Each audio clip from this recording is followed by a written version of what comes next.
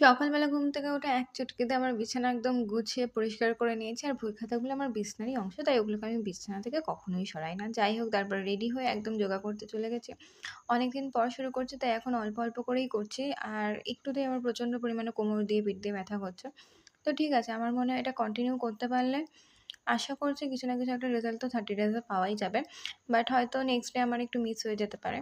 এরপরে যে আগের দিন ডিটক্স ওয়াটারটা আমি ভিজিয়ে রেখেছিলাম, সেইটা মা গরম করে রেখেছিল, ওইটাকে খেলাম। এটা বেশিক্ষণ ফোটাতে হয় না, কারণ অলরেডি রাতভর এটা ভিজেই থাকে। তো যতটা দরকার হয়ে যায়। ১০ মিনিট মতো ফোটালেই হয়ে গেল। আর তারপরে আমি বসে গেছিলাম পড়তে। আর পড়া কমপ্লিট করে উঠতে, উঠতে তারপর আজকে আমার কলেজ ছিল। স্টেশনে পৌঁছে গেছি স্নান করে রেডি হয়ে। কলেজ থেকে ফিরে আর ভিডিও করা হয়নি, কারণ আমি অলরেডি অনেকটা টায়ার্ড হয়ে গেছি। এরপর সন্ধ্যাবেলায় চলে গেছিলাম পড়াতে।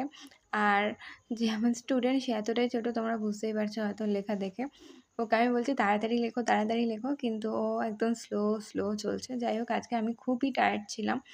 এরপর বাড়িতে এসে বানিয়েছিলাম একটা ক্লিনজিং মিল্ক। এটার মধ্যে আমি অ্যালোভেরা জেল, অল্প হলুদ আর দুধ মিশিয়ে বানিয়ে রেখেছিলাম। আর তার সাথে বোরোলিন, এই দুটো দিয়ে আমার নাইট স্কিন কেয়ার সেরে এরপর রাতের ডিনার করে নিয়েছি। আর রাত যতই হয়ে যাক না কেন, বডিতে অয়েল ম্যাসাজ করতে কখনো ভুলো না। এতে ব্যথা যত থাকে শরীরে, সারাদিনের ক্লান্তিভাব দূর হয়। আর বাকি কাজ মন দিয়ে করা যায়। এরপর আমি নাইট স্টাডি শিডিউল কমপ্লিট করে দিনটা শেষ করলাম।